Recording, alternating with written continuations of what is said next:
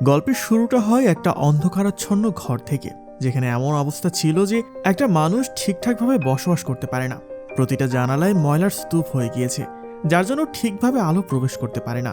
দেওয়াল জুড়ে রয়েছে অসংখ্য ক্যালেন্ডারের পাতা, যেখানে আবার বিশেষ বিশেষ তারিখগুলো কলম দিয়ে দাগানো। আর ঠিক এইরকমই ময়লার স্তূপে ভরপুর একটা ঘরের মধ্যে থাকে ইসারো নামের এই ছেলেটা। ভার্সিটির অ্যাডমিশনে কোথাও চান্স না পাওয়ার কারণে সে এতটাই ডিপ্রেশনে চলে গিয়েছে যে সারাক্ষণ ঘরের মধ্যে একা একাই থাকে আর শুধু শুধু ওভার থিঙ্কিং করে। বেশ কিছুদিন হয়ে গিয়েছে সে তার বাবা মার সঙ্গে কোনো প্রকার যোগাযোগ করে না। আর একদিন তো সে আত্মহত্যা করার ডিসিশন নেয়, আর হাতের কাছে থাকা সামান্য একটা বেল্ট দিয়ে সে আত্মহত্যা করার চেষ্টা করে। কিন্তু একটা বেল্ট তো আর তার ওজন সইতে পারে না, তাই দেওয়াল ভেঙে সে নিচে পড়ে যায়। ইসরো এর পর যখন সেখান থেকে ওপরে উঠতে যায়, তখনই দেখতে পায় দেওয়ালের মাঝখানে একটা ফুটো হয়ে গিয়েছে, আর পাশের রুম থেকে অনেক আলো আসছে। একটু কৌতূহলী হয়ে সে যখন ওই আলো দিয়ে দেখার চেষ্টা করে, তখনই পাশের রুমে তার প্রতিবেশী রিও নামের এই মেয়েটাকে দেখতে পায়। রিও দেখতে বেশ সুন্দরী, তাই প্রথম দেখাতেই ইসরোর তাকে খুব ভালো লেগে যায়। এরপর থেকে ইসরো প্রতিদিন রিওকে দেখতে শুরু করে। তবে রিও এই ফটোটা খেয়াল করেনি, কারণ সেটা ছিল তার বুকশেলফের ঠিক পেছনে। একদিন ইসরো দেখতে পায় রিও বইপত্র নিয়ে তৈরি হয়ে বাইরে যাচ্ছে। তখন সে আইডিয়া করে রিও হয়তো কলেজে পড়ে। এদিকে অনেকদিন ধরে বাইরে না যাওয়ার জন্য ইসরো বাসার কোনো খাবারও ছিল না। শুধুমাত্র শেষ 2 প্যাকেট চিপস খেয়ে সে তার ক্ষুধা মিটিয়ে নেয়। এরপর বেশ কিছুদিন লক্ষ্য করার পর ইসরো বুঝতে পারে রিওরও তার মতো কোনো বন্ধু নেই, কারণ সে শুধু পড়াশোনা করতে বাইরে যায় আর সরাসরি ঘরে ফিরে আসে। এরপর একদিন সে অনেকক্ষণ ধরে অপেক্ষা করার পরেও রিওকে বাসায় দেখতে না পেয়ে অনেকদিন পর তার ঘর থেকে বের হয়। সে রিওর দরজায় কান পেতে শোনার চেষ্টা করে ভেতরে কেউ আছে কিনা, কিন্তু কোনো শব্দ না পেয়ে সে দরজার ফাঁক দিয়ে দেখার চেষ্টা করে। ঠিক এই সময় দূর থেকে হারুকো কাওয়াসাকি নামের এই মেয়েটি তার এই অদ্ভুত কর্মকাণ্ড দেখে ফেলে। হারুকো আসলে ওই সময় নিচের তলায় থাকা তার ভাইয়ের জন্য খাবার নিয়ে এসেছিল, কিন্তু অনেকক্ষণ ডাকার পরেও ভাই দরজা না খোলায় সে দরজার হ্যান্ডেলে খাবার ঝুলিয়ে রেখে চলে যাচ্ছিল। এদিকে প্যাকেট থেকে খাবারের গন্ধ পেয়ে ইসরো ভাবে ভেতরে নিশ্চয়ই কোনো ভালো খাবার আছে, তাই সে ওই প্যাকেট থেকে খাবার বের করে খাওয়া শুরু করে। কিন্তু রিও দূর থেকে তার এই অদ্ভুত আচরণ দেখছিল, তাই ইসরোকে ডেকে সে কথা বলে। আর কিছুক্ষণ কথাবার্তা বলার পরে সে জানতে পারে যে ইসরো আসলে তারই প্রতিবেশী। তখন সে ইসরোকে তার সাথে দুপুরে খাওয়ার প্রস্তাব দেয়। এরপর রিও যখন রান্না করছিল, ইসরো তখন তার ঘরের দেওয়ালটি খুব সাবধানে পরীক্ষা করে, আর অবশেষে সেই ফটোটা খুঁজে পায়, যেখান দিয়ে সে রিওর ঘরে উকি দিত। খাওয়ার সময় রিও তাকে বলে যে শুধু ঘরে না খেয়ে তাদের মাঝে মধ্যে বাইরে গিয়ে খাওয়া উচিত।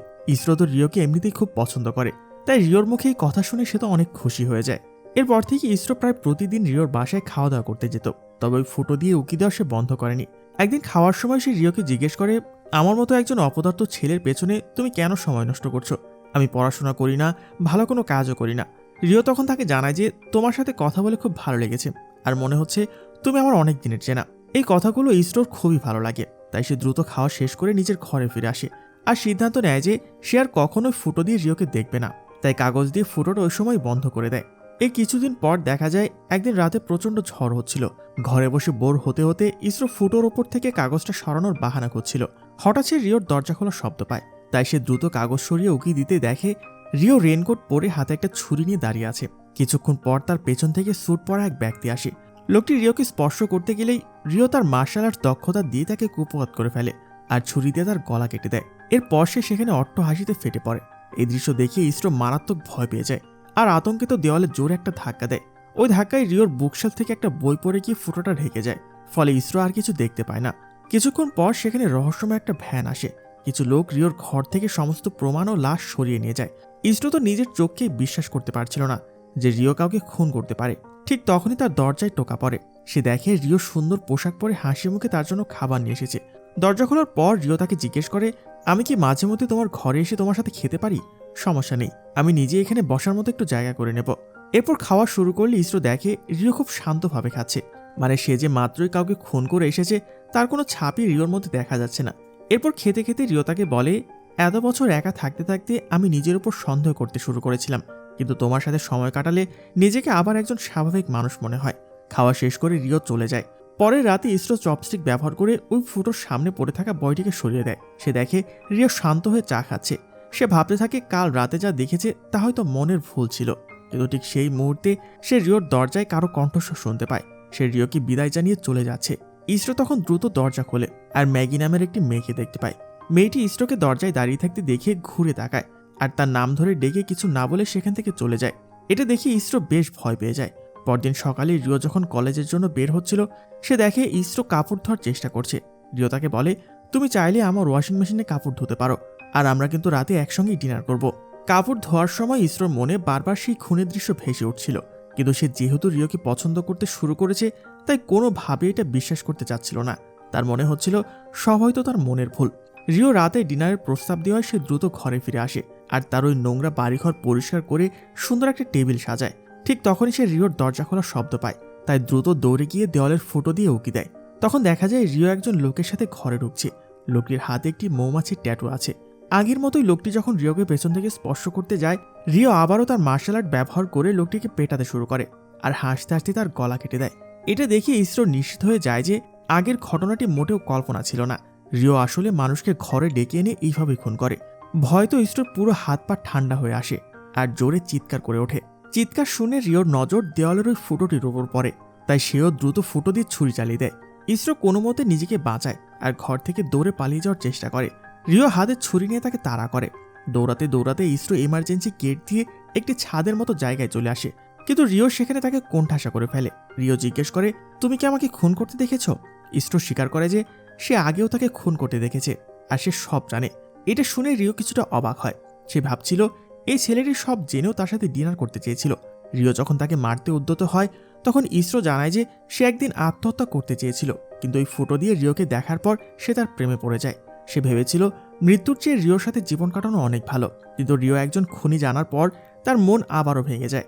এই কথাগুলো বলেই তো ইসরো হাঁটু গেড়ে বসে চোখ বন্ধ করে নিজের মৃত্যুর জন্য প্রস্তুতি নেয়। এরপর রিও তার গলায় ছুরি ধরলেও ইসরোর কোনো নড়াচড়া না দেখে সে তাকে আর মারতে পারে না। রিও তাকে জিজ্ঞেস করে, এখন তোমার কেমন লাগছে?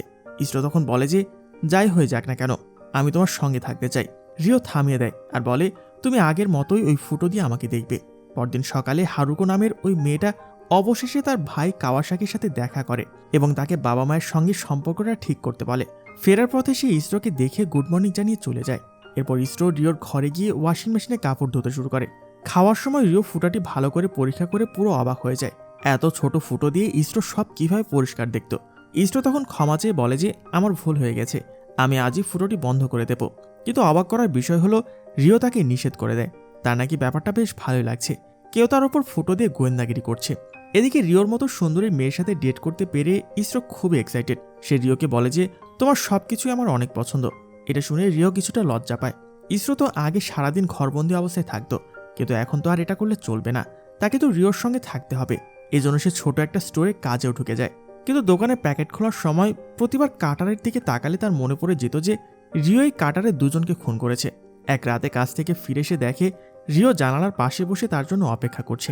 ইসরো বলে যে তারা যদি একই রুমে থাকতো তবে ভালো হতো, কিন্তু রিও সরাসরি মানা করে দেয়। সে বলে সম্পর্কে থাকলেও রাতে আলাদা থাকাটাই সুবিধাজনক। এর পরদিন রিও তাকে তার কলেজে আমন্ত্রণ জানায়। কলেজে গিয়ে ইসরো বুঝতে পারে রিও তাকে শুধু একটি মাইক্রোওয়েভ ওভেন বয়ে আনার জন্য ডেকেছে। দীর্ঘ সময় একা থাকায় আর মানুষের ভিড়ে ইসরোর খুব অস্বস্তি হচ্ছিল। কিন্তু রিও যখন বন্ধুদের কাছে তাকে নিজের বয়ফ্রেন্ড হিসেবে পরিচয় করিয়ে দেয় তখন ইসরো সব অস্বস্তি ভুলে একদম স্বাভাবিক হয়ে যায়। দুপুরে খাবারের সময় ইসরো খুব আগ্রহ নিয়ে রিওর দিকে তাকিয়ে থাকে। সে ভাবছিল হয়তো সেই প্রথম কোনো ছেলে যাকে রিও ডেট করছে। সে রিওকে কথা দেয় যে সে তার জন্য নিজেকে বদলাবে আর পরের বছর আবারও পরীক্ষা দিয়ে নতুনভাবে জীবন শুরু করবে। রিওকে ছাড়া সে নিজের ভবিষ্যৎ কল্পনা করতে পারে না। এসব শুনে রিও বেশ খুশি হয়ে যায়।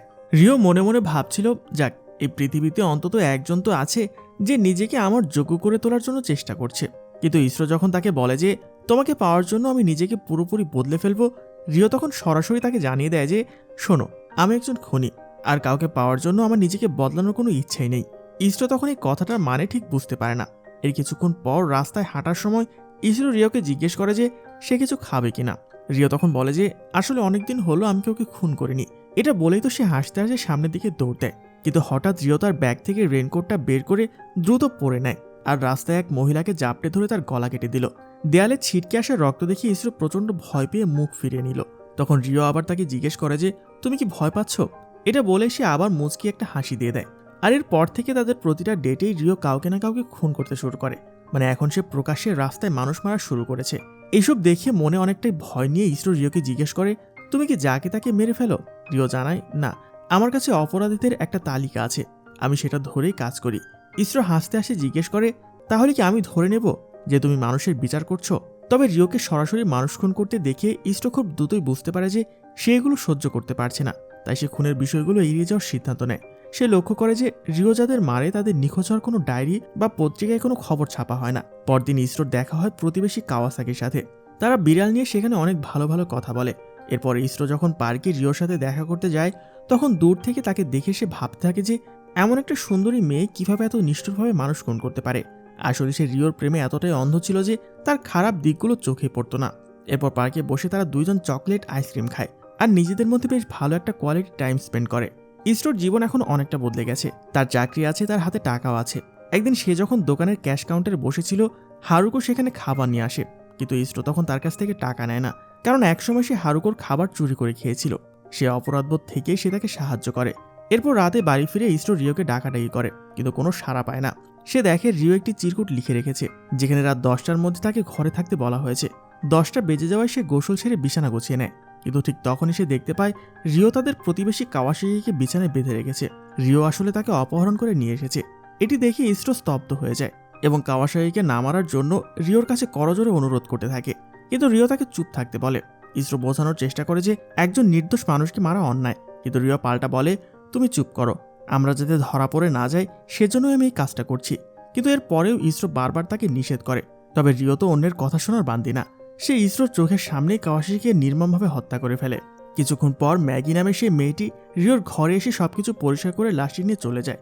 ইসরো এখন পরিষ্কার বুঝতে পারে কেন এই খুনগুলোর খবর বাইরে আসে না। সে রিওর বাসায় গিয়ে ম্যাগির কাছে জানতে চায় আসলে কি ঘটেছে। ম্যাগি বলে, তুমি তো বোকা নও, তাহলে কেন বুঝতে পারছো না যে এত খুনের পরেও রিও কেন পুলিশের হাতে ধরা পড়ে না? সে একজন প্রফেশনাল কিলার, যে কোনো ভুল করে না, আর তার খুনের কোনো প্রমাণও থাকে না। আর টিমের কাজ শুধু আলামত মুছে ফেলা আর লাশটাকে গায়েব করা। সে তার টিমকে নির্দেশ দেয় কাওয়াসাকির শরীর টুকরো করে ফেলতে, কারণ লাশটি খারাপ অবস্থায় ছিল।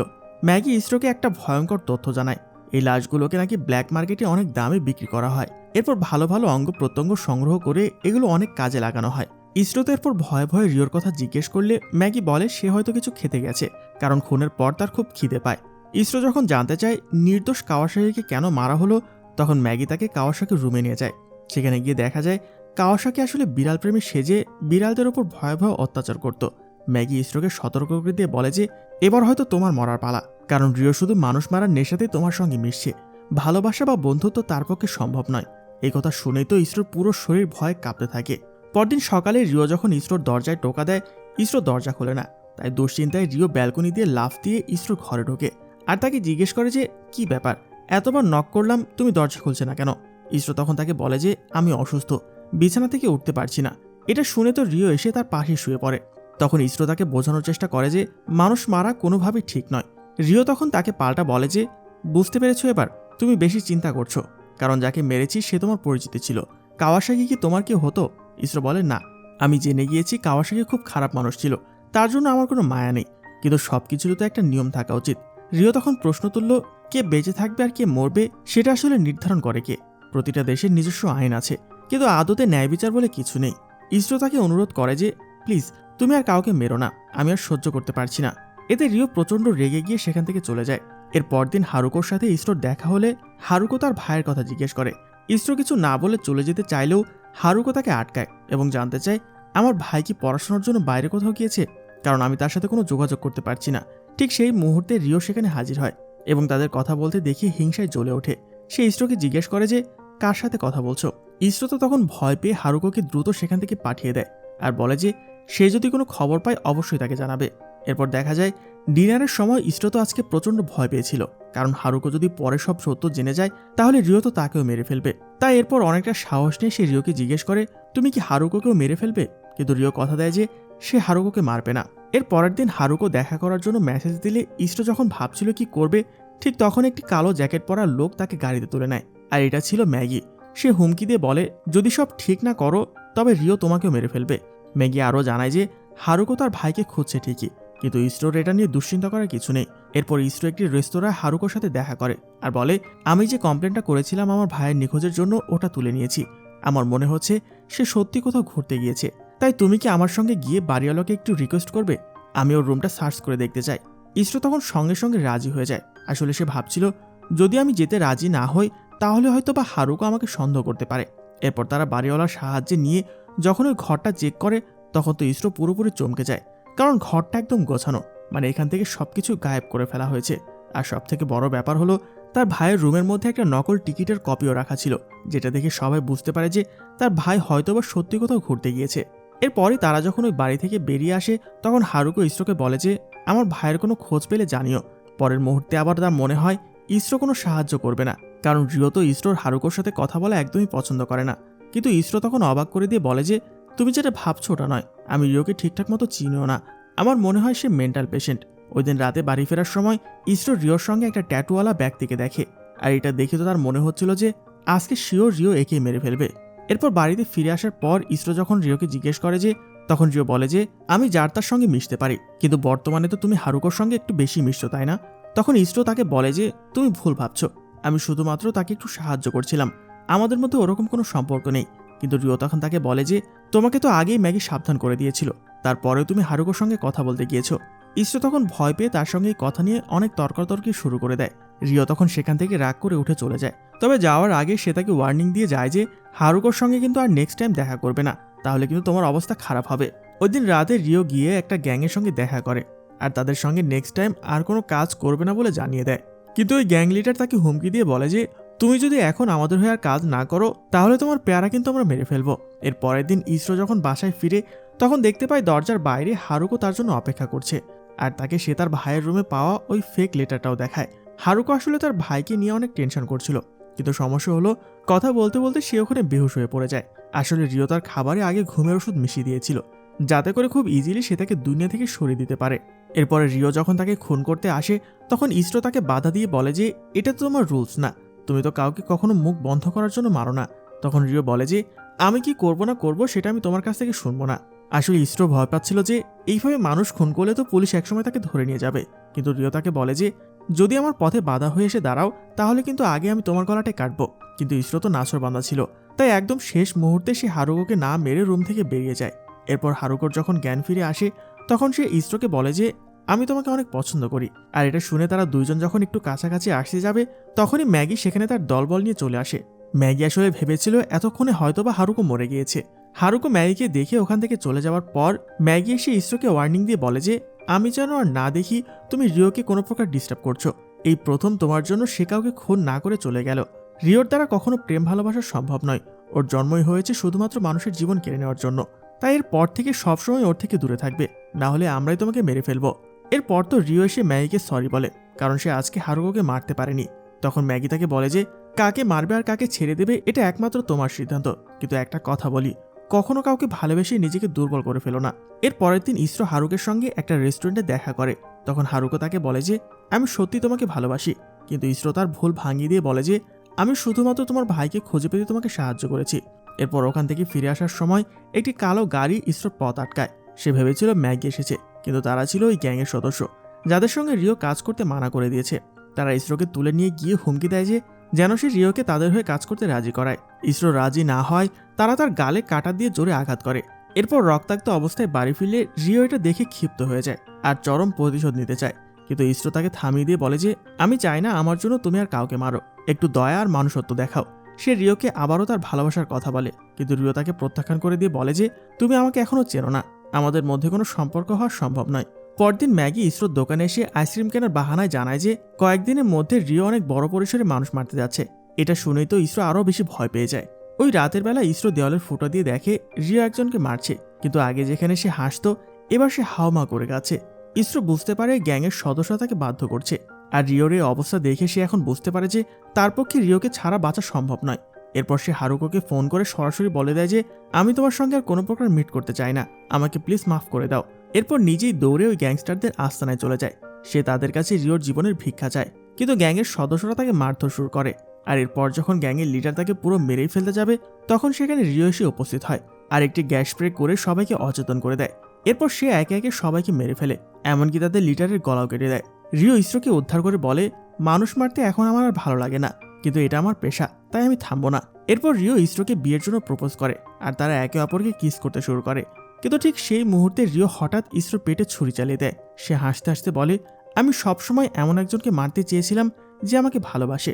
কিন্তু সে দ্রুতই বুঝতে পারে এদেশে মোটেও আনন্দ পাচ্ছে না। আহত অবস্থায় ইসরো তার এই দশা দেখে হাসতে শুরু করে এবং একসময় জ্ঞান হারিয়ে ফেলে। এর কয়েকদিন পর দেখা যায় রিও ব্যাগ হাতে কোথাও যাচ্ছে এবং আহত ইসরো তার সাথে আছে। তারা তাদের পুরনো বাড়িটি ঠিক করে একসাথে থাকার সিদ্ধান্ত নিয়েছে।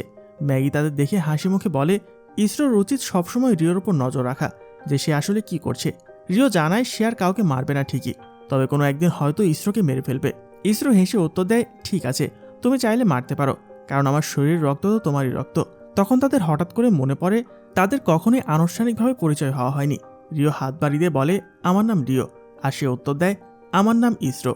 আর এখানেই শেষ হয়ে যায় আমাদের আজকের এই দুর্দান্ত রোমান্টিক থ্রিলিং মুভির গল্পটি।